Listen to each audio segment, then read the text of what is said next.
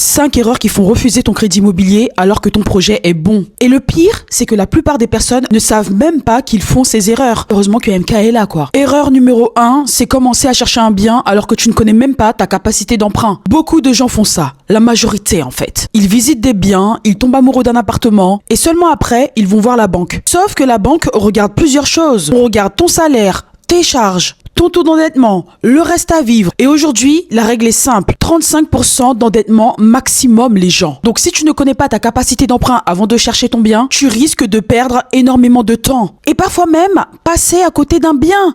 Donc fais attention, en fait. Erreur numéro 2, avoir des comptes mal tenus. La banque regarde toujours tes 3 derniers relevés de compte et elle analyse ton comportement financier. Elle regarde par exemple tes découvertes fréquents, les rejets de prélèvement, les commissions d'intervention, les dépenses incohérentes, les jeux d'argent, les crédits à la consommation. Et là, tu vas me dire, mais pourquoi tout ça, MK? Parce que la banque se pose une question simple. Comment cette personne gère son argent aujourd'hui? Et si ton compte est instable, le risque est plus élevé pour la banque. L'erreur numéro 3, c'est d'avoir trop de crédits à la consommation. Je le dis systématiquement, les gens. Et ça, malheureusement, c'est l'une des erreurs les plus fréquentes. Un crédit auto, un crédit conso, l'achat d'une machine à laver en plusieurs fois, l'achat d'une télévision en plusieurs fois. What the fuck, en fait? Sache qu'un crédit que tu rembourses aujourd'hui 300 € par mois peut te faire perdre entre 40 000 jusqu'à 60 000 € de capacité d'emprunt. Et beaucoup de gens ne le savent pas, malheureusement. Erreur numéro 4, aucune capacité d'épargne. La banque regarde si tu es capable de mettre de l'argent de côté. Parce que si tu arrives à mettre entre 150 et 200 € par mois, ça prouve 2 choses. La première, c'est que tu sais déjà gérer ton budget et la deuxième, c'est que tu pourras rembourser un crédit. Et oui, les gens, quelqu'un qui épargne régulièrement rassure beaucoup plus qu'une personne qui dépense plus. Et ça, c'est normal en fait. Erreur numéro 5, aucun apport. Et là, viens pas me dire non, j'ai été financé à 110%.